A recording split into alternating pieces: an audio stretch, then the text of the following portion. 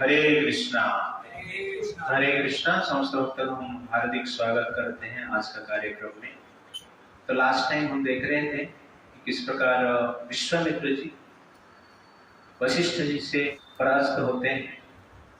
वशिष्ठ जी से परास्त होकर वो विचार करते हैं कि ब्रह्म पल जो है सर्वश्रेष्ठ पल है, इसलिए ब्रह्म पल प्राप्त करने के लिए वो तपस्या करते हैं। वो पुष्कर में आते हैं और 1000 वर्ष तपस्या करते हैं। 1000 वर्ष के पश्चात ब्रह्मा जी प्रकट होते हैं और विश्वामित्र जी को सर्टिफाई करते हैं कि आप अभी ऋषि बन गए। पहले विश्वामित्र जी 1000 वर्ष तपस्या किए तो उनको ब्रह्मा जी राजर्षि पद से सर्टिफाई किए। अभी फिर से 1000 वर्ष तपस्या किए, ऋषि पद से जनरली सर्टिफाई किया। लेकिन विश्वामित्र जी संतुष्ट नहीं थे। विश्वामित्र जी का इच्छा था मुझे ब्रह्मर्षि बनना है। इसीलिए तुरंत ब्रह्मा जी जाने के पश्चात पुनः वो तपस्या करना प्रारंभ कर दिया। तपस्या कुछ समय प्रारंभ किए हैं, कुछ वर्ष ऐसा बीता है। एक दिन इंद्रदेव ने मेनका को पुष्कर में भेजे विश्वामित्र जी का तपस्या को भंग करने के लिए। तो इंद्रदेव के आदेश के अनुसार मेनका जी पुष्कर में आती है और पुष्कर में स्नान करती है। और विश्वामित्र जी वहां पर तपस्या कर रहे थे। वो अचानक मेनका को देखते हैं स्नान करते हुए। मेनका का सौंदर्य देखकर वो आकर्षित हो जाते हैं, उनका मन विचलित हो जाता है। तुरंत मेनका के पास हो जाते हैं और कहते हैं कि आप मेरे पास रहेंगे, मेरे आश्रम में आप आइए और रहिए। इस प्रकार जनरली वो मेनका को प्रस्तावना देते हैं और मेनका के साथ विश्वामित्र जी 10 वर्ष रहते हैं। और विश्वामित्र जी 10 वर्ष तक मेनका जी के साथ भोग करते हैं। 10 वर्ष के पश्चात उनकी पुत्री होती है जिसका नाम है शकुंतला। आगे जाके वो विवाह करते हैं भरत महाराज को, जिस भरत महाराज के नाम से हमारा देश का नाम क्या हुआ, भारत हुआ। इस प्रकार महाभारत वर्णन करता है। तो महाभारत ये भी वर्णन करता है विश्वामित्र जी के पास जब तो मेनका आई, विश्वामित्र जी अनेक वर्ष तक तपस्या में रत थे। स्त्री का दर्शन अनेक वर्ष तक उन्होंने किया नहीं था। और मेनका वहां पर आती है, नाचती है, गाना गाती है। और मेनका की घुंघरू का आवाज सुनकर विश्वामित्र जी विचलित हो जाते हैं, तपस्या छोड़कर उनके प्रति आकर्षित होते हैं और उनके साथ जनरली अनेक वर्ष तक 10 वर्ष तक लिव इन रिलेशनशिप में रहते हैं। ओके ना। तो पहले जो अप्सरा आते थे और ऋषि मुनि के पास तपस्या भंग करने के लिए, तो ऋषि मुनि उनके साथ लिव इन रिलेशनशिप में रहते थे। विवाह नहीं होता था क्योंकि अप्सरा विवाह नहीं करते थे, लिव इन रिलेशनशिप में रहते थे और उनका कार्य संपन्न करके चले जाते थे। इसलिए आजकल जो लिव इन रिलेशनशिप में रह रहे हैं वो कौन है, Apsara. Okay, it's like that. आपके पास अप्सरा, स्वर्ग का अप्सरा हो या नहीं हो, लेकिन अप्सरा का पेंसिल तो आपके पास रहता है। उसमें आप लोग संतुष्ट हो जाना चाहिए कि हमारे पास अप्सरा पेंसिल। हर लड़के के पास अप्सरा पेंसिल रहता है और हर लड़कियों के पास बादशाह मसाला रहता है। ठीक है। तो लड़कों को क्या चाहिए, अप्सरा चाहिए, इसलिए पेंसिल। लड़की को क्या चाहिए, बादशाह चाहिए, इसलिए मसाला। तो कहने का अर्थ है कि आकर्षण जो है स्त्री और पुरुष के बीच में, जो आकर्षण है ये स्वाभाविक है। और विश्वामित्र जी यहाँ पर मेनका की घुंघरू का आवाज सुनकर विचलित हो जाते हैं। वो ये भी विचार कर सकते थे कि कहां पर कीर्तन चल रहा है, हरे कृष्ण कीर्तन चल रहा है। इस प्रकार भी विचार कर सकते थे, लेकिन पहला विचार क्या आया उनके मन में? कोई स्त्री तो आई, कोई लड़की तो आई। तो ये जनरली क्या है? स्वभाव, जो कंडीशन सोल है, बद्धात्मा का स्वभाव है। उसके पश्चात विश्वामित्र जी 10 वर्ष के पश्चात विचार करते हैं कि इंद्रदेव ने मेरा तपस्या को भंग करने के लिए ये प्लान किया, और मैं मूर्खता के कारण, इंद्रिय तृप्ति का प्रबल इच्छा के कारण मेरा जो लक्ष्य है ब्रह्मर्षि पद प्राप्त करना है, उससे मैं विच्युत हो गया है। इसलिए ये कार्य मैं ठीक नहीं किया है, मैं गलती किया है। तो अनुताप करते हैं, जोर जोर से सांस लेते हैं और रोते हैं, और मेनका को कहते हैं कि आप स्वर्ग में जाओ, आपके साथ मेरा कोई अभी काम नहीं। तो स्वर्ग में उनको भेज देते हैं और तुरंत फिर से तपस्या करने में लग पड़ते हैं। तो यहाँ पर एक चीज हम देख रहे हैं कि विश्वामित्र जी पहले 1000 साल तपस्या की, राजर्षि पद प्राप्त की, फिर से 1000 साल तपस्या की, ऋषि पद प्राप्त की, और फिर बीच में मेनका आती है और वो तप से भ्रष्ट हो जाते हैं। तो this is actually power of lust, जो वासना और काम का ये जनरली शक्ति है। तो आप सोचिए विश्वामित्र जी का जो स्थिति कैसा है। तो विश्वामित्र जी जनरली सत्युग के अंत के समय में और तृतीयुग के प्रारंभ में, इस प्रकार आप बोल सकते हैं, उस समय से विश्वामित्र जी संसार में, और उस समय में जो लोग रहते हैं उनका मन लगभग स्थिर रहता है, वासना बहुत कम रहता है, और अनेक हजार साल तक जीते थे, एक पवित्र धार्मिक जीवन जीते थे लगभग। और इसी प्रकार सिचुएशन में भी रहकर जनरली मेनका का प्रभाव से वो प्रभावित हो जाते हैं, और यहाँ पर उन्होंने 2000 से अधिक वर्ष तपस्या भी की है, फिर भी उनका मन क्या हो जाता है? विचलित हो जाता है। और ऐसा तपस्या करते हैं जो कि खाना छोड़ते हैं, पानी पीना छोड़ते हैं, ठीक है, हवा लेना भी छोड़ते हैं, अनेक व्रत धारण करके तपस्या करते हैं, फिर भी उनका मन क्या हो जाता है? विचलित हो जाता है। और कलयुग का सिचुएशन आप देखिए, कलयुग में जो प्रोडक्ट है, हम जो जन्म हुए हैं, कलयुग का जो जीव है लगभग पाप आत्मा है, जो कि बाकी एजेस में, सत्ययुग में, तृतीय युग में, द्वापर युग में IIT क्रैक नहीं कर पाए, पास नहीं हो पाए, वैकुंठ जा नहीं पाए, बार बार एग्जाम दे के फेल हो गए, वो जनरली क्या है? कलयुग में पैदा होते हैं। तो हम लोग कौन है? फेलियर आत्मा, और सक्सेस आत्मा नहीं, विफल आत्मा। तो विफल आत्मा इस संसार में आते हैं। प्रायेण अल्प आयुष सभ्य मंद सुमंद मतयः मंद भाग्य उपद्रुत।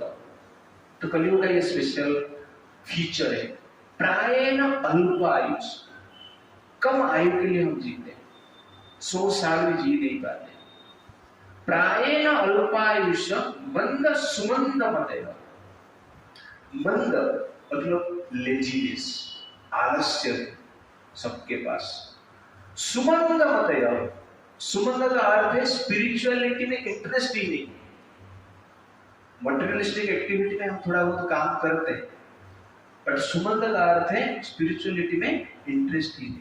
सुमंद मतयः, मंद भाग्य, किसको इंटरेस्ट है तो भी मार्केट में ऐसे ढोंगे मिलते हैं, उनके पीछे लोग पड़ के जीवन भ्रष्ट कर देते हैं, दुर्भाग्य है।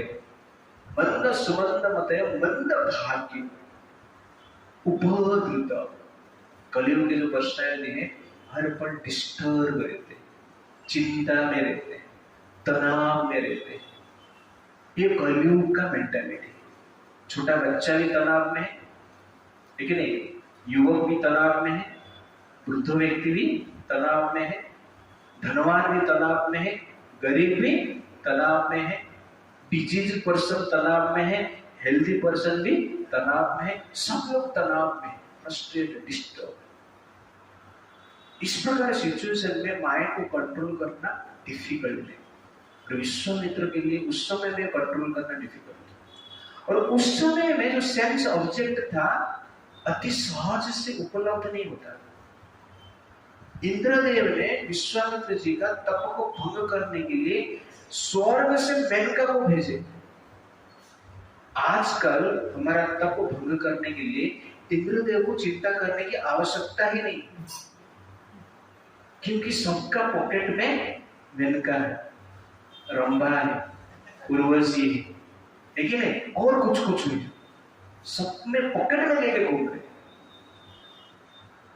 और कभी भी चाहेंगे तो आप क्या कर सकते हैं, आपके सामने रंभा, मेनका, उर्वशी एक साथ डांस करें, ओके, और आप मजा ले सकते हैं। तो आजकल कलयुग में जो सेंस ऑब्जेक्ट है वो जनरली क्या इजीली अवेलेबल है, पॉकेट में लेके घूम रहे, रिकॉर्डिंग अवेलेबल है।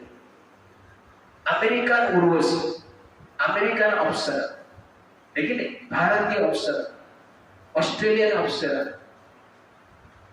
और लंदन से अप्सरा, कोई भी देश से आपको अप्सरा मिल सकते हैं।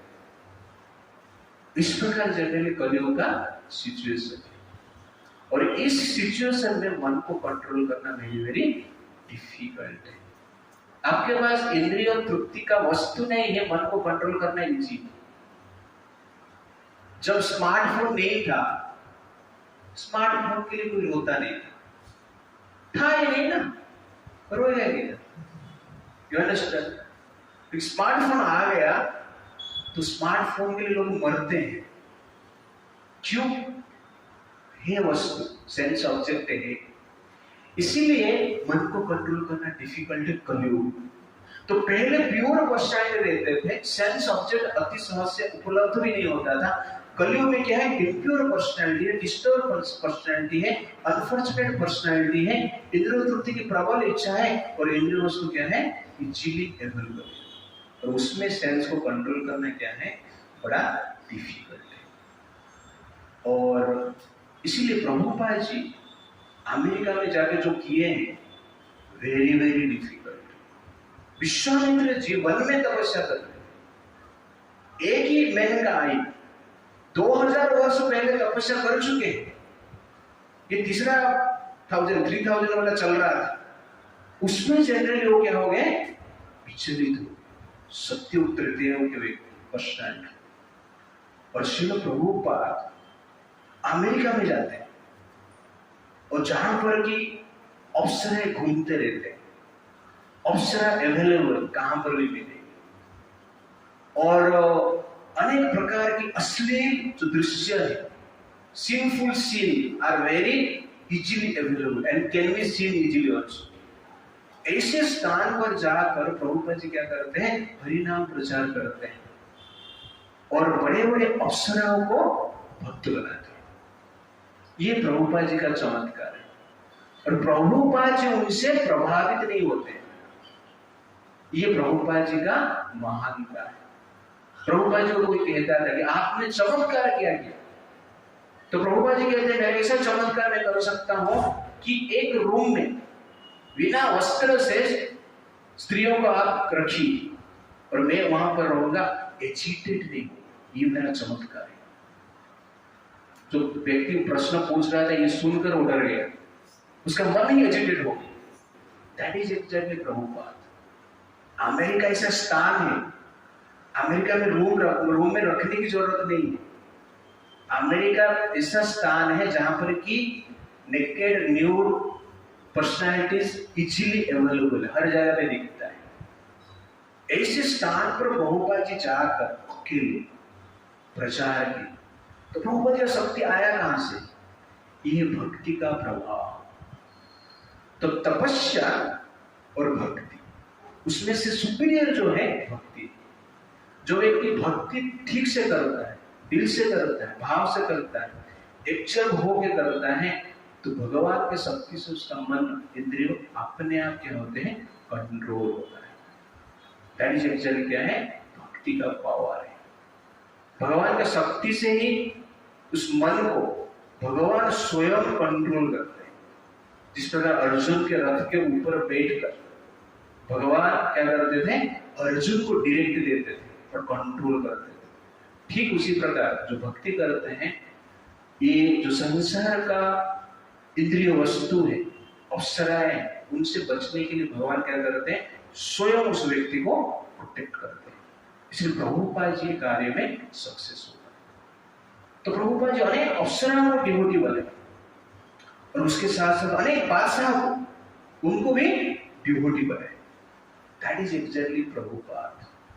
जो बॉयफ्रेंड गर्लफ्रेंड के रूप में रहते थे, प्रभुपाद जी उनको क्या बनाए, हस्बैंड वाइफ बनाए। जो लिव इन रिलेशनशिप में रहते थे, वो factually they live in marriage life.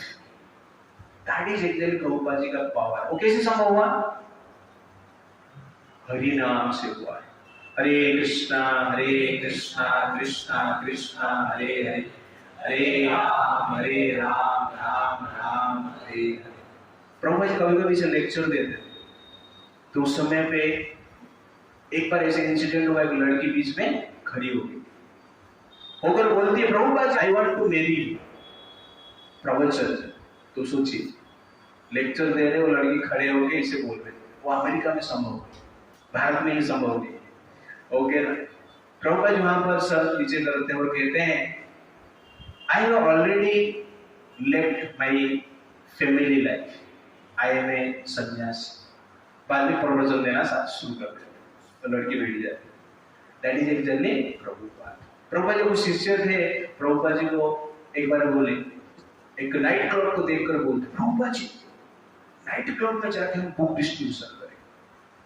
यहाँ पर जो लोग रहते हैं मस्ती में रहते हैं, पी के रहते हैं, मूड अच्छा रहता है, उनको हम बुक देंगे तो तुरंत ही सेल हो जाएगा। इसलिए नाइट क्लब में जाकर हम बुक डिस्ट्रीब्यूशन करते हैं, मजा आएगा। तो प्रभुपाद जी कहते हैं, ठीक है नाइट क्लब में जाइए, डिस्ट्रीब्यूट कीजिए, ये डिस्ट्रीब्यूट करके रिटर्न आना, अंदर ही मत रहना। That is the point. Bharat का एक फेमस पर्सनैलिटी जो आज भी है, जिनको एक साधु संत के रूप में माना जाता है, और अमेरिका का उनका जो भाषण है बड़ा फेमस हुआ है, लेकिन उसके बाद अमेरिकन अप्सरा से वो प्रभावित हो गए। प्रभावित होकर अपना जो साधुत्व थी नष्ट कर दी, भोग किया। ये जनरली लोगों को बताया नहीं जाता है, बट ये जनरली अमेरिकन अप्सराओं की पावर है। बट प्रभुपाद जी ने वो कार्य किया।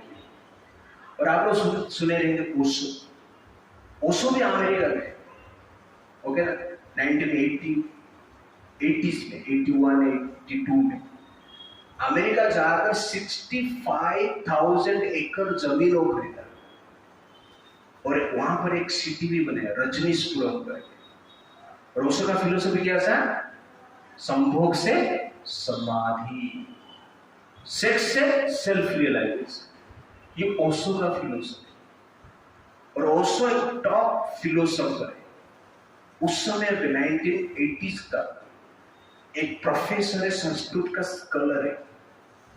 और ओशो जो बोलता है उसको जनरली लाखों लाख लोग उस समय पे सुनते थे। तो ओशो जिस स्थान पर था, उस स्थान में मोर देन 1 लाख लोग रहते थे। और ओशो किस प्रकार आध्यात्मिक कार्य करता था? पहले संभोग करता, उसके बाद क्या है, समाधि होगा। और उसका आश्रम का नियम था कि हर व्यक्ति जो आश्रम में रहेंगे 1 महीने में 90 टाइम्स क्या करेंगे? सेक्स करेंगे, संभोग करेंगे। क्यों करता था वो? फ्रस्ट्रेट हो जाएंगे, फ्रस्ट्रेट होने के बाद समाधि में लग जाएंगे। ऐसा होता है? नहीं होता है। ओशो का यूट्यूब में बहुत सारा वीडियो है और बहुत यूथ उसको सुनते हैं। तो आप लोग ठीक डायरेक्शन नहीं है तो ओशो का फिलोसफी को आप अच्छा लगेगा। क्यों? इसलिए मैं ओशो के बारे में बता रहा हूँ, विश्व के पॉइंट आ रहा था। तो उसका बोलने से ऐसा था और इसलिए लोग उसके प्रति आकर्षित होते हैं। जस्ट प्रभुपाद जी जाने के बाद ही ओशो एंट्री किया। 1977 में प्रभुपाद जी गए और ये 80s में गए। It's like that. और लाखों लोग उसके पास आते हैं, बट इन रियलिटी ये संभव नहीं है। गीता में भगवान क्या कहते हैं? ये जो वासना है अग्नि जैसे, दुष्पूरेण अनिल च। जिस प्रकार अग्नि में घी को डालकर उसको हम शांत नहीं कर सकते हैं, वैसे ही वासना को भोग करके उसको हम शांत नहीं कर सकते हैं। ये असंभव है, उसको उल्टा जा रहा है। बट उसका जनरल क्या है, जो संगठन है सक्सेस नहीं हुआ। वो जब तक था तब तक बढ़ रहा था, लेकिन पाप कर रहे थे, एक प्रकार की वेश्या का वृत्ति कर रहा था, वेश्या का धंधा चालू कर दिया था, आप ऐसा बोल सकते हैं। बट लोग आकर्षित होते थे उसका वाणी के प्रति। बट ये सब क्या है, ढोंगी लोग रहते हैं समाज में। और आज भी ओशो का कल्ट चालू है। पुणे में ओशो का सबसे बड़ा सेंटर है, उधर भी लोग आते हैं और इस प्रकार एक्टिविटी आज भी करते हैं।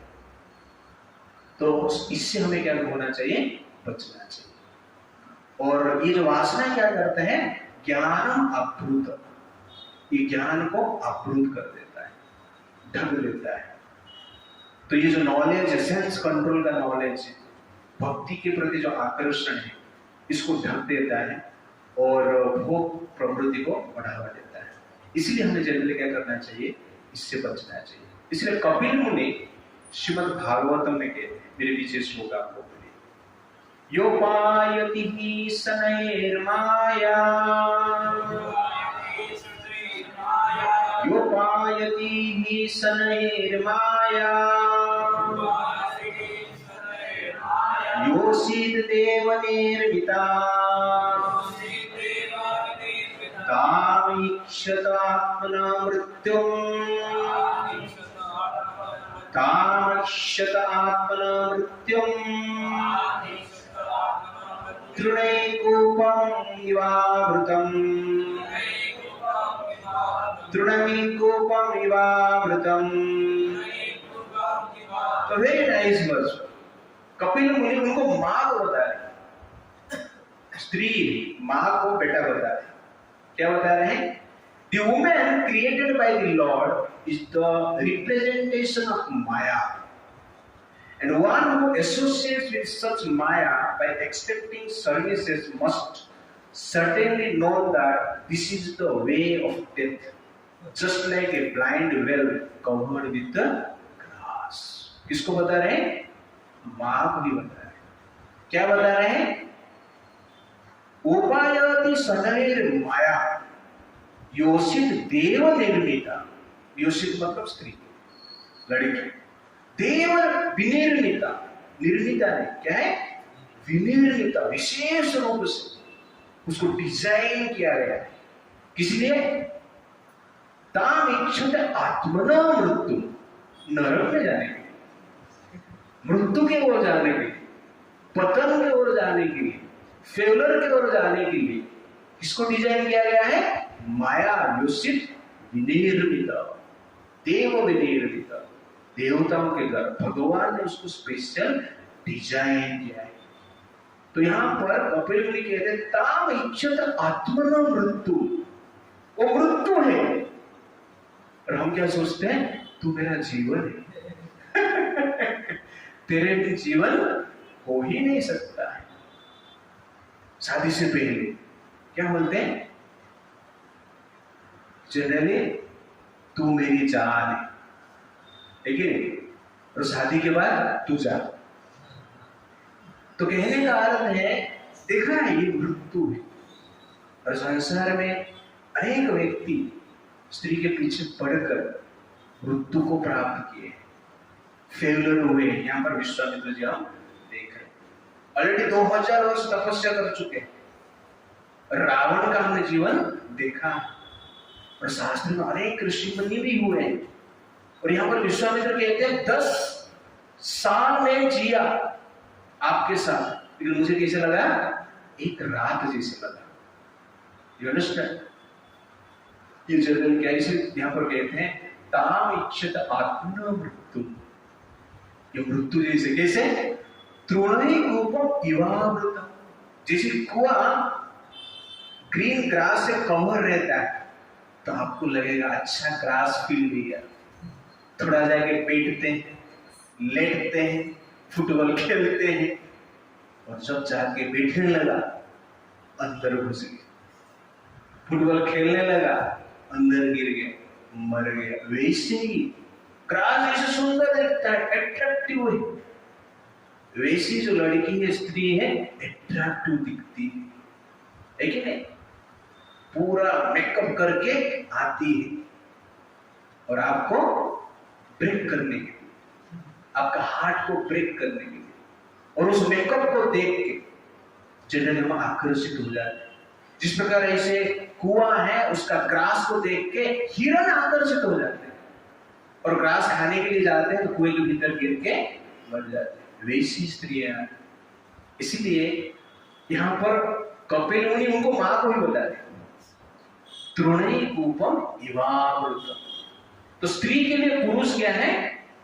प्रॉब्लम है, आकर्षक वस्तु है, व्यक्ति है, और पुरुष के लिए जनरली क्या है? स्त्री है। ये हमें समझना अत्यंत आवश्यकता है। और यहाँ पर स्पेशली कपिल मुनि कहते हैं मृत्यु है ये, this is the way of death.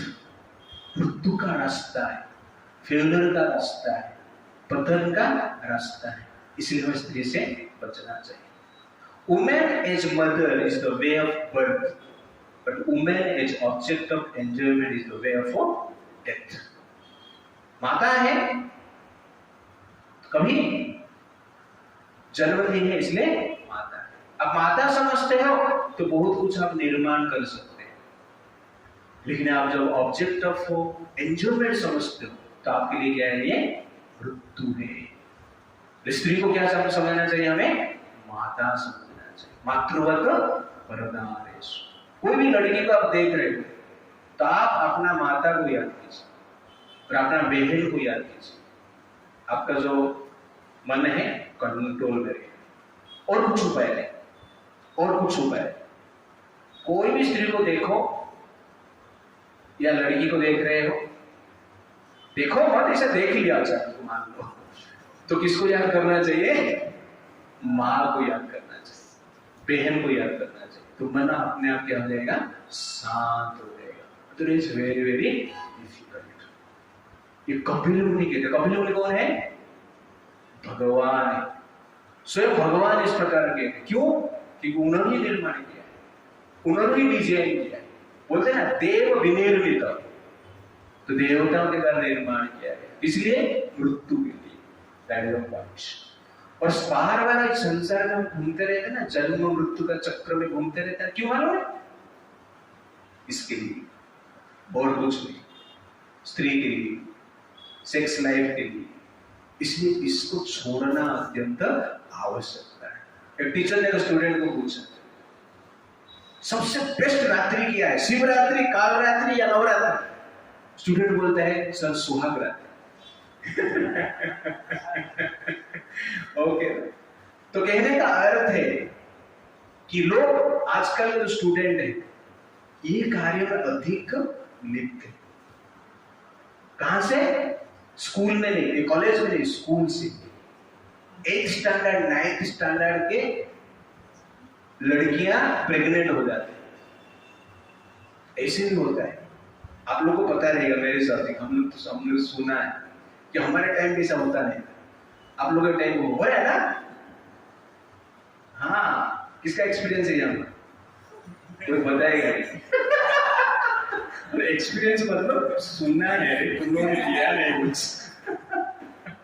ठीक है ना? It's like. और एक वर्ष में कपिल मुनि कहते हैं, मेरे पीछे आप लोगों ने, संगम न कुर्यात् प्रमादा सुजातु, संगम न कुर्यात् प्रमादा सुजातु, योगस्य परं परं आरुरोहो, योगस्य परं परं आरुरोहो, मत्सेवया प्रतिलब्ध आत्मः लाभः, मत्सेवया प्रतिलब्ध आत्मलाभः, वदन्ति या निरया द्वारमस्य।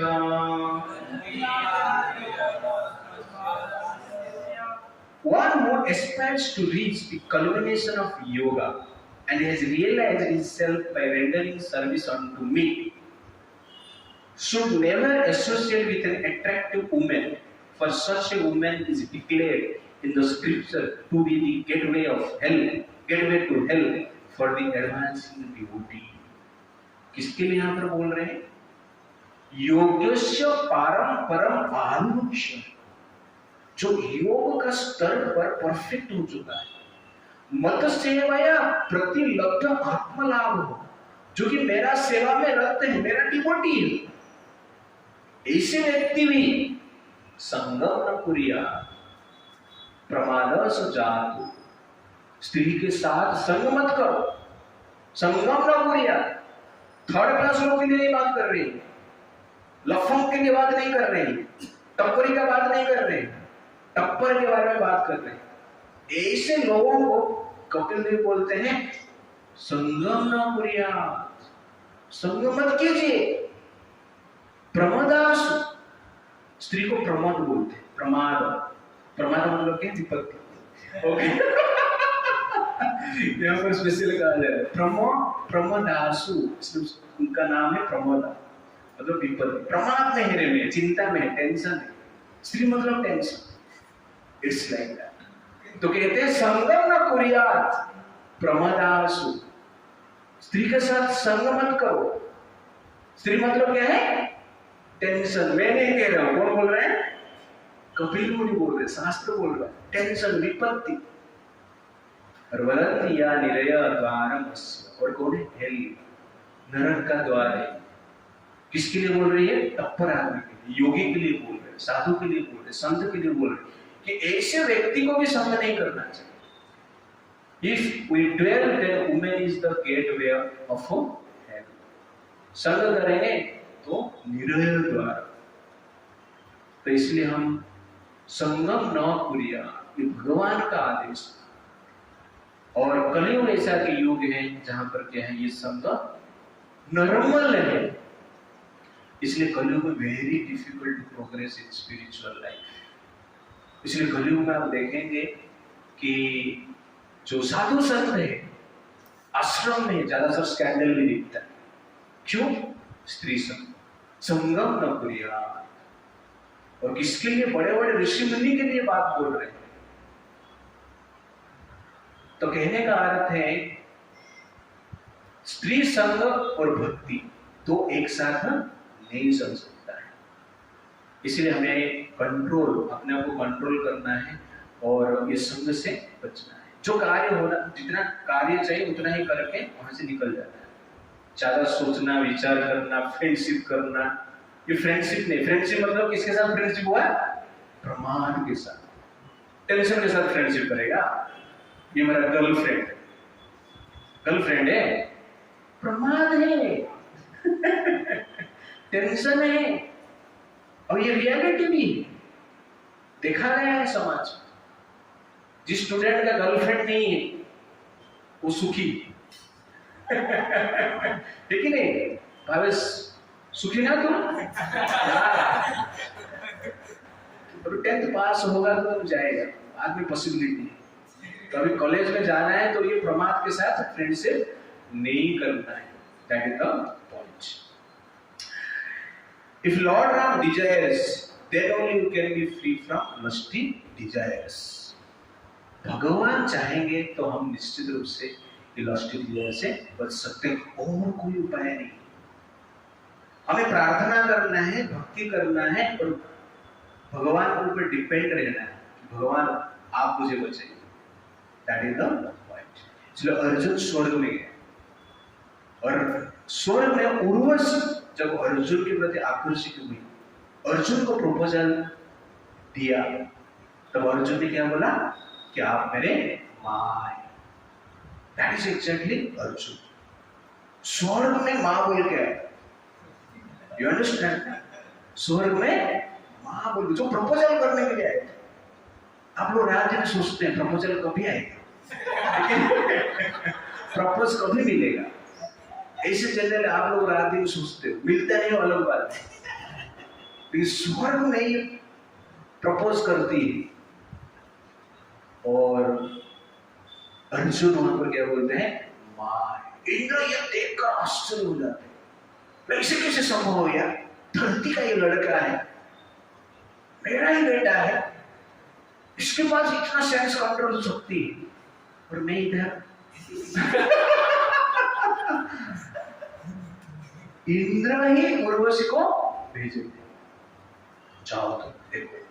अर्जुन को लग रहा है तुम्हारे प्रति आकर्षित हो गए, इस प्रकार वो सोच कर भेजे। और ये जो अर्जुन का देखते हैं वो आश्चर्य हो जाते हैं कि आज तक बड़े बड़े ऋषि मुनि का तपस्या को मैंने भंग किया है उर्वशी के द्वारा, और धरती पे भंग किया है, फॉरेन फील्ड में बोल्ड किया मैंने, और ये लोकल फील्ड में उर्वशी आउट हो गए, बॉल नहीं कर रहे, नो बॉल है। It's like that is actually है अर्जुन। और कैसे संभव हुआ, कृष्ण का भक्त, कृष्ण का डिजायर है, अर्जुन कभी भी अर्जुन का पतन नहीं होने दूंगा। नौमे भक्ता प्रणश्यति, नौमे भक्ता प्रणश्यति, भगवान कहते मेरा भक्त का कभी पतन नहीं। कृष्ण जब इच्छा करेंगे तब जाके हम माया से बच सकते हैं, otherwise it is very difficult. तो यहाँ पर विश्वामित्र जी इस प्रकार तपस्या करते हैं, लेकिन मेनका के प्रभाव से वो फिर से तप से भ्रष्ट हो जाते हैं। 10 वर्ष के पश्चात अनुताप करते हैं और सोचते हैं कि मैं फिर से तपस्या करूं, और फिर से वो 1000 वर्ष तक तपस्या करते हैं। अभी 3000 ईयर, 3000 वाला चल रहा है, ओके ना। 1000 वर्ष तपस्या की, 1000 वर्ष के पश्चात ब्रह्मा जी प्रकट होते हैं और उनको कहते हैं आप अभी सर्वश्रेष्ठ ऋषि हैं, बेस्ट ऑफ ऑल ऋषि।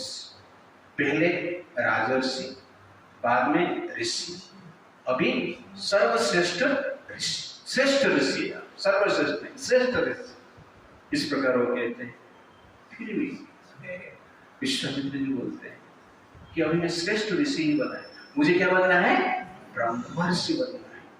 इस प्रकार विचार करके विश्वामित्र जी फिर से 1000 साल तक तपस्या करते हैं, और इस समय वे विचार करते हैं कि मैं अभी केवल वायु पी के जीवन धारण करूंगा, 2 भुज ऊपर किए और ऊपर देखते हुए तपस्या कर रहे हैं।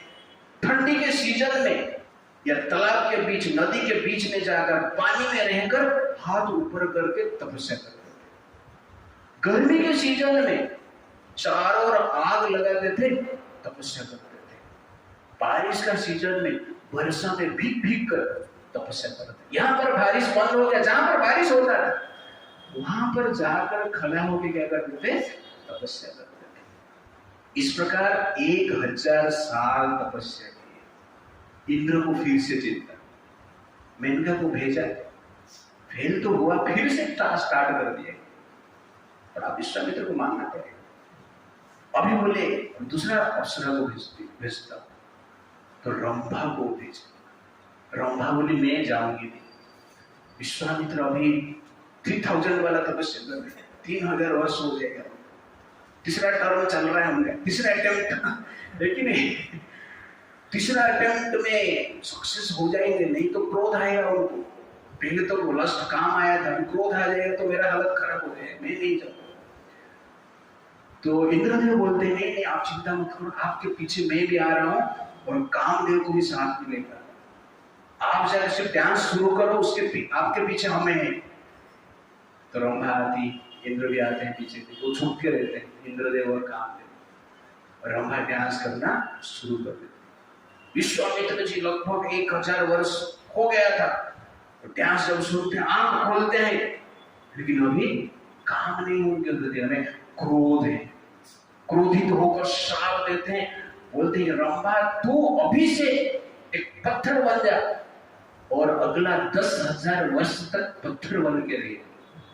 वशिष्ठ मुनि जब आएंगे, उनका कृपा होगी, तब जाकर आप इस बंधन से मुक्त होंगे। तो तुरंत ही रंभा का शरीर पत्थर बन जाते हैं। और यहाँ पर इंद्रदेव कामदेव देख रहे हैं पत्थर बन रहे तो भाग जाते हैं। रुकते ही नहीं कि हमें देख लेंगे तो हमें भी पत्थर बनना पड़ेगा, इसलिए लोग भाग जाते हैं। दिस इज एक्चुअली क्या है, विश्वामित्र जी का पावर है। बट उसके बाद विश्वामित्र जी सोचते अभी क्रोध किया मैं, फिर से मैं तब से भ्रष्ट हो गया, इंद्रियों को नियंत्रण नहीं कर पाया। ब्रह्मा जी ने कहा था अभी तक आप ब्रह्मर्षि पद के लिए योग्य नहीं है, क्योंकि आपने इंद्रियों को नियंत्रण अभी तक कर नहीं पाए। बहुत ट्राई मारा मैंने, लेकिन ये अटेम्प्ट भी आईआईटी में आईआईटी क्रैक नहीं कर पाया, यूपीएससी का क्रैक नहीं कर पाया, थर्ड अटेम्प्ट भी किया, अभी फोर्थ अटेम्प्ट कर रहे हैं। लेकिन फोर्थ अटेम्प्ट में वो सोचे अभी से मैं क्या करूंगा, मौन व्रत धारण करूंगा, मौन व्रत धारण करके किसको कुछ नहीं बोलूंगा और तपस्या करूंगा।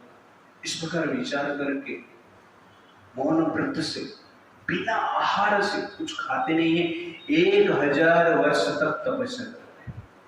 Fourth attempt 1000 year. जैसे आपका एक अटेम्प्ट खत्म हो जाता है फिर 365 पढ़ना पड़ता है, वैसे उनका क्या है 1000 ईयर तक फोर्थ अटेम्प्ट चल रहा है। 1000 ईयर कंप्लीट हो गए। उसके पश्चात 1000 ईयर के नेक्स्ट डे वो कुछ आहार ग्रहण करने के लिए बैठे, पत्तल लिए, जो भी प्रसाद था पत्तल में रखे, जस्ट खाने के लिए जा रहे थे, एक ब्राह्मण आते, इंद्र ही ब्राह्मण बन के आता है और कहता है कि मुझे भूख लग रहा है, हे महर्षि आप मुझे खाना खिलाइए, आप खाना नहीं देंगे मैं मर जाऊंगा। आपको पाप लगेगा, 1000 साल से खाए और कोई आके मांग रहा है और बोल रहा है कि नहीं देंगे तो पाप लगेगा, तो आपको क्या लगेगा, क्रोध है। आप क्या है, अभी भी खाना कोई ले लिया, रसगुल्ला पीला, रसगुल्ला ले लिया तो थप्पड़ लगेगा। लेकिन विश्वामित्र जी चुप रहते, कुछ बोलते नहीं, पूरा खाना उनको दे देते, वो ब्राह्मण खा के निकल जाते, क्रोध नहीं करते। फिर से नेक्स्ट डे से फिफ्थ अटेम्प्ट 1000 ईयर तपस्या शुरू, फिर से स्टार्ट करते हैं और 1000 वर्ष तपस्या करते हैं बिना खाए। 1000 वर्ष तक खाए नहीं थे, अब सेकेंड डे बता रहे, ये भी तपस्या करते हैं और श्वास को रोक के रखते हैं और इतना प्रबल तपस्या होता है उनके शरीर से अग्नि निकलता है और उस अग्नि से पूरा त्रिलोक जलने लगता है, एटमॉस्फेयर का ताप बढ़ जाता है। तो उस समय भी ब्रह्मा जी वहां पर आते हैं और उनको कहते हैं कि आप अभी इंद्रियों को कंट्रोल कर चुके, आपने अभी काम, क्रोध, लोभ, मोह, अहंकार सबको कंट्रोल कर दिया है, इसलिए आप आज से ब्रह्मर्षि पद से मैं आपको सर्टिफाई करता हूं। विश्वामित्र जी ब्रह्मा जी को प्रणाम करते हैं और कहते हैं आपने तो बोल दिया ठीक है, लेकिन जब तक वशिष्ठ मुनि आते नहीं और मुझे ब्रह्मर्षि के रूप में सर्टिफाई नहीं करते, अनुमोदित नहीं करते, तब तक मैं अपने आप को ब्रह्मर्षि नहीं मान सकता। इसलिए वशिष्ठ मुनि यहाँ पर आना चाहिए। तो वशिष्ठ मुनि वहां पर आते हैं और विश्वामित्र जी को कहते हैं कि आप ब्रह्मर्षि पद पर अभी विभूषित हैं, आप सर्टिफाइड है, मैं अनुमोदित करता हूं, निश्चित रूप से आपको ब्रह्मर्षि है, समस्त इंद्रियों को आप कंट्रोल कर चुके हैं। उसके पश्चात विश्वामित्र जी वशिष्ठ जी को प्रणाम करते हैं, उनका पूजा करते हैं, उनके आंख में आंसू है, हृदय में ईर्ष्या नहीं, वशिष्ठ मुनि के प्रति प्रेम है, अहंकार नहीं है। अभी वशिष्ठ मुनि के सामने वो नम्र भाव में वशिष्ठ मुनि का तिरस्कार नहीं कर रहे हैं, वशिष्ठ मुनि का क्या कर रहे हो, पूजा कर रहे हैं। ये है ब्रह्मर्षि। तो ये पद प्राप्त करने के बाद व्यक्ति क्या बन जाता है, काम से मुक्त हो जाता है। हर व्यक्ति को प्रेम की दृष्टि से देखता है, क्रोध से मुक्त हो जाता है, शांति में रहता है और सबको शांति देता है। लोभ से मुक्त हो जाता है, संसार में जनरली कुछ सेवा करने की प्रयास करता है। और ईर्ष्या से मुक्त हो जाता है, संसार में हर व्यक्ति के प्रति फ्रेंडली भावना रखता है। और ये सब भावना जिसके पास है वो ब्रह्मर्षि है। ब्रह्मर्षि मतलब क्या है, ब्रह्म जैसे विचार, ब्रह्म जैसे चिंता, ब्रह्म जैसे कार्य। और जो व्यक्ति, हर व्यक्ति के हृदय में ब्रह्म दिखता है उसको हम क्या कहते हैं, ब्रह्मर्षि कहते हैं। और ये पद विश्वामित्र जी को प्राप्त हुआ 5000 वर्ष तपस्या करने के पश्चात। This is actually power of determination. धृतव्रतस्य भद्रं ते, धृतव्रतस्य भद्रं ते, तमेन नियमेन च, तमेन नियमेन च, तपोद्रव्येण दानैश्च, श्रद्धया च ईश्वरं भजा। तो ब्रह्मा जी कपिल मुनि के पिताजी को ये वर्ष बताते हैं, देवहूति के पति कर्दम मुनि को बताते हैं। We have undertaken sacred vows.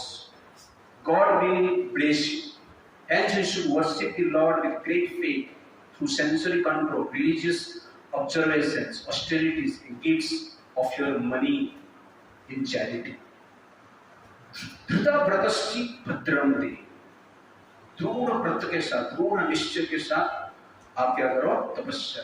तमेन नियमेन, इंद्रियों को दमन कर, नियम के अनुसार जी। तपो द्रव्येण दान, तपस्या कर और दान कार्य कर। श्रद्धया ईश्वरं भजा, श्रद्धा के साथ ईश्वर को भजा। तो डिटर्मिनेशन जो है एक स्पेशल पावर है सक्सेस के लिए।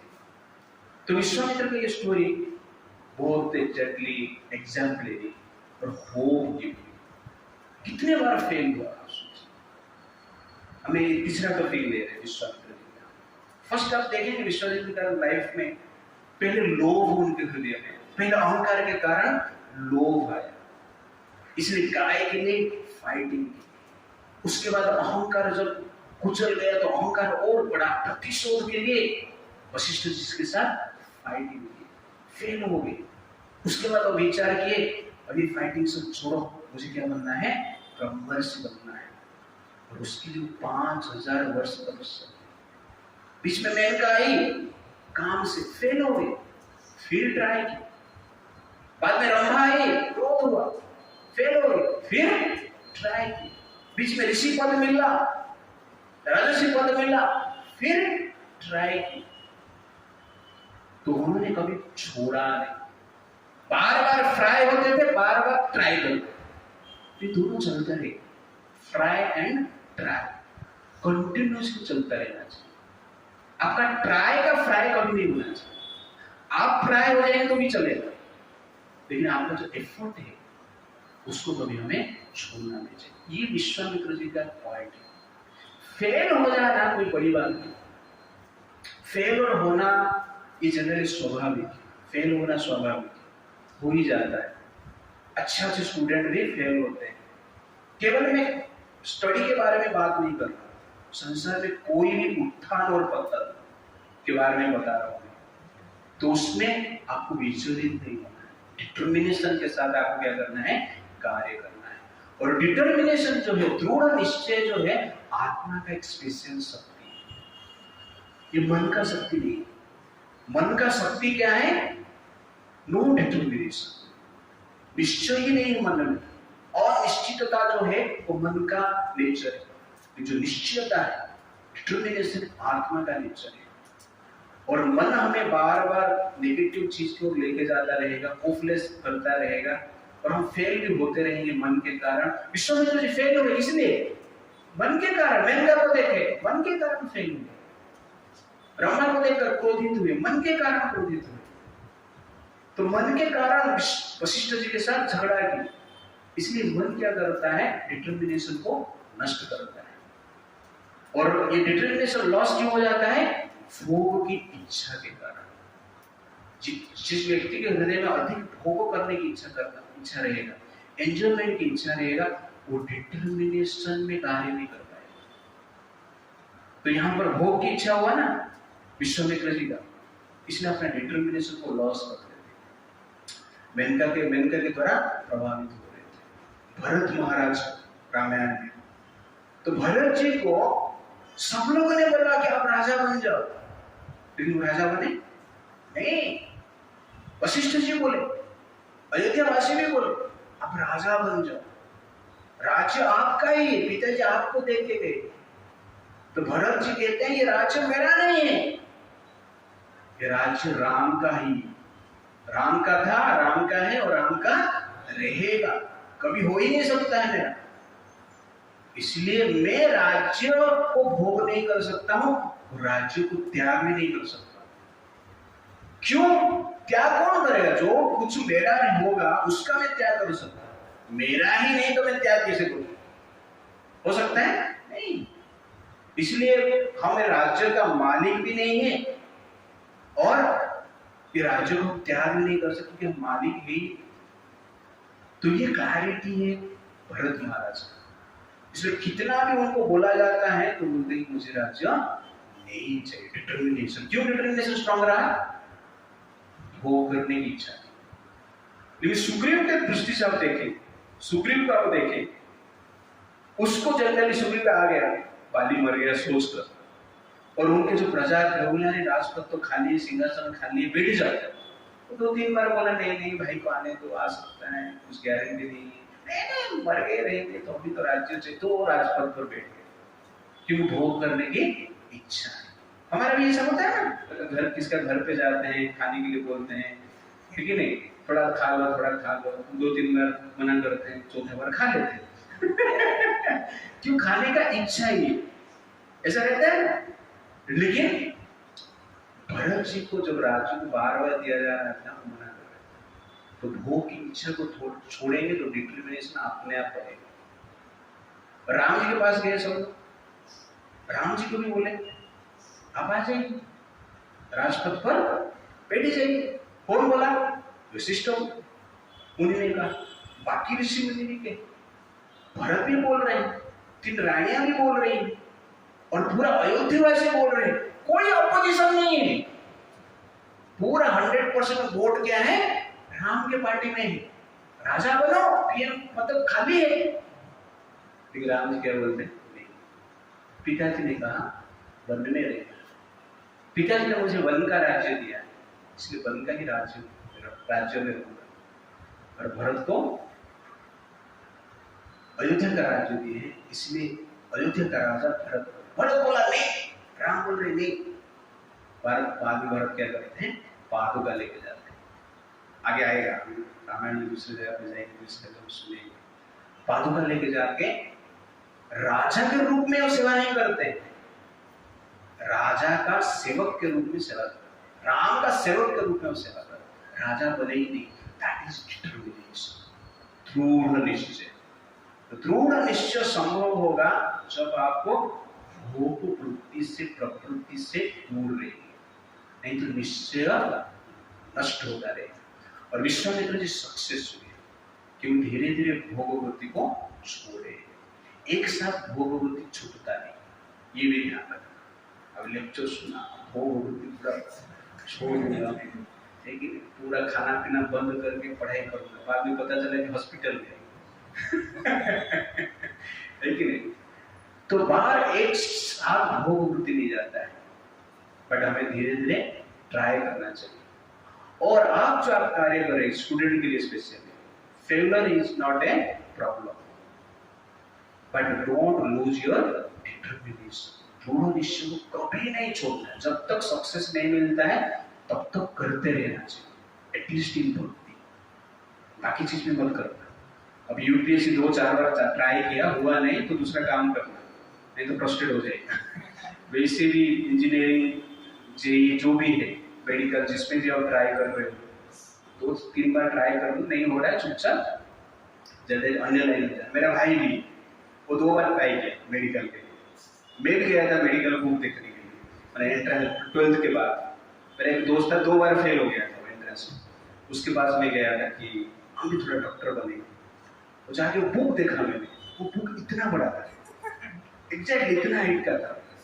तो वो देखा बाप रे इतना बड़ा, उसको थोड़ा उठाया रखा, एक दंडवत मारा। ये बुक पढ़ने के लिए ही या एक्सरसाइज करने के लिए? मतलब मेरे से नहीं होगा मेडिकल। बाद में मैं जल्दी बीएससी के लिए ज्वाइन किया। मेरा भाई ट्राई किया 2 बार, उसका भी नहीं हुआ। बट उसके साथ साथ क्या है, वो गवर्नमेंट जॉब के लिए भी ट्राई करना था, तो उसमें वो सक्सेस। तो पहले HAL Hindustan aeronautic limited success हो गया, उधर 2 साल काम किया, फिर नेवी में आ गया, क्वालिटी चेकिंग ऑफिसर रूप में ज्वाइन किया। उसको भी छोड़ दिया, अभी साइंटिफिक ऑफिसर के रूप में कार्य कर रहा है नेवी में। तो डिफरेंट वे है सक्सेस के लिए। ये सब आप चेंज करिए, लॉजिकल है। ऐसा नहीं कि यही करूंगा नहीं तो मर जाऊंगा, नहीं। लेकिन भक्ति में क्या है, नो चेंज। कृष्ण भगवान में कृष्ण भगवान, ऐसा नहीं आज कृष्ण भगवान है कल ओसो भगवान है, इस प्रकार नहीं होना चाहिए। हो गया ना? तो भक्ति में आपका डिटर्मिनेशन कंटिन्यूअस रहना चाहिए। तो नेवर गिव अप भक्ति। You can give up your life but never give up on bhakti. That is the point. The determination means no termination of effort. That is actually क्या है, determination. effort कभी loss नहीं होना चाहिए, effort को छोड़ना नहीं चाहिए, करते रहना चाहिए, तो सक्सेस मिलेगा। Give up your life but never give up for bhakti. In case of bhakti, मैं सब बोल रहा हूँ, स्टडी के लिए नहीं यार। स्टडी के लिए 2-3 बार ट्राई करो, उसके बाद बाकी चीज में डिटरमाइन हो जाओ। तो इस प्रकार सक्सेस में लोग का एक प्रॉब्लम है, जैसे मोटिवेशनल टॉक सुनना, सक्सेस ठीक है यार, यहाँ पे नहीं सक्सेस मिल रहा है तो दूसरी जगह ट्राई करना है ना। आपने मान लो कि तालाब में ऐसा नेट फेंक रहे हो मछली पकड़ने के लिए, सुबह से शाम तक फेंक रहे हो, मछली नहीं मिल रहा है, जीवन भर उधर ही फेंकोगे, क्या करोगे? तालाब चेंज करोगे? नहीं, एफर्ट करना है, डिटरमाइन। प्रभु जी ने बोला था डिटरमिनेशन छोड़ना नहीं, लेकिन कहां पर छोड़ना है वो भी देखना पड़ेगा, कहां पर लगाना वो भी देखना है। डिटरमिनेशन नहीं छोड़ना है, लेकिन तालाब तो चेंज कर सकते हैं ना। पहले तालाब में मछली क्यों नहीं मिल रहा था? है ही नहीं उसमें, यू अंडरस्टैंड ना? मिलेगा। वैसे यूपीएससी के लोग ट्राई करते हैं, 1000 सीट रहता है, 1200 रहता है, और 10 लाख लोग एंट्री करते हैं, ट्राई करते हैं, तो 10 लाख आएगा कैसे, मिलेगा कैसे? 1000 मछली पकड़ा गया, क्या है 1000? उसमें आप ट्राई करते रहो, दूसरा कुछ करो। दैट इज द तो we should not give up determination, but we can give up your choice. Okay, that is the point. और यहाँ पर स्पेशलिटी है, विश्वामित्र जी क्या करते हैं, अपना डिटरमिनेशन को छोड़ते रहिए और अंत में ब्रह्मर्षि पद में पहुंचते हैं। और what is brahmarshi pad? Brahmarshi means who is free from kama, krodha, lobha, moha, mada, matsarya, and who has love for Brahma and love for the children of Brahma. They are actually क्या है, ब्रह्मर्षि। ये पद प्राप्त करना, ये कॉन्शियसनेस को प्राप्त करना इतना इजी नहीं। और जो व्यक्ति इस कॉन्शियसनेस को प्राप्त कर लेता है वो क्या बन जाता है, विश्वामित्र बन जाता है। Vishwamitra means friend of the whole world. तो you can become the friend of whole world when we become brahmarshi. जब ये अनर्थ को हम छोड़ेंगे, वो ब्रह्मर्षि का पोजीशन, ब्रह्म का पोजीशन। और ये पोजीशन में स्पेशली आप देखे रहेंगे कि यहाँ पर वशिष्ठ जी का पूजा विश्वामित्र जी, पहले लड़ाई करते थे, लेकिन इतना बड़ा युद्ध हुआ है, वो ब्रह्मर्षि नहीं, वो राजा है। लेकिन ब्रह्मर्षि पद पे जब आते हैं क्या बनते हैं, ईर्ष्या नहीं रहता है, अहंकार नहीं रहता है, इसलिए वो शिवसेन बोलते हैं कि वशिष्ठ जी को बुलाइए, मुझे अनुमोदित करें, वो बोलेंगे तो ही मैं मानूंगा। इसका अर्थ क्या है कि वशिष्ठ जी के प्रति उनका भी प्रेम है, ईर्ष्या नहीं, शत्रु के रूप में नहीं देख रहे। और जो रंभा को श्राप दी, वो इस प्रकार उसका निराकरण किए हैं कि वशिष्ठ मुनि की कृपा से आप श्राप से मुक्त हो सकते हैं। इसका अर्थ क्या हुआ, वशिष्ठ के प्रति जो एनिमिटी, ईर्ष्या है, उनके हृदय में अभी नहीं। और ब्रह्मा जी सब देख रहे हैं कि वास्तव में ये ईर्ष्या से प्रिय है, अहंकार से प्रिय है, तब जाकर व्यक्ति क्या बनता है, ब्रह्मर्षि बनता है। और जो व्यक्ति ब्रह्मर्षि बन जाता है, ब्रह्म उसके पीछे भागते हैं। विश्वामित्र जी के पीछे कौन है, राम और लक्ष्मण। ब्रह्मर्षि बनने के बाद ब्रह्म क्या करते हैं, उस व्यक्ति के साथ में रहते हैं, उस व्यक्ति के अनुसार ब्रह्म कार्य करते हैं। जो व्यक्ति अनर्थ से निवृत्त हो जाता है और भगवान के प्रति प्रेम डेवलप करता है, तब जनरली भगवान उसका सेवा करने के लिए इच्छुक होते हैं। दैट इज एग्जैक्टली राम और लक्ष्मण। तो ये सदानंद जी की स्टोरी बताता है, विश्वामित्र का स्टोरी राम और लक्ष्मण को बताता है। सब लोग वहां पर थे, जनक महाराज, विश्वामित्र भी थे, सुन रहे हैं। और उस समय पे जनक महाराज कहते हैं कि कल हमारा धनुर्यज्ञ है और मैं आप सबको निमंत्रण करता हूँ कि आप धनुर्यज्ञ में आइए, देखिए धनुर्यज्ञ। तो एग्जैक्टली धनुर्यज्ञ में क्या होता है हम देखेंगे नेक्स्ट टाइम। हरे कृष्णा कृष्णा कृष्णा हरे हरे, हरे राम राम राम हरे। श्री भगवान की जय।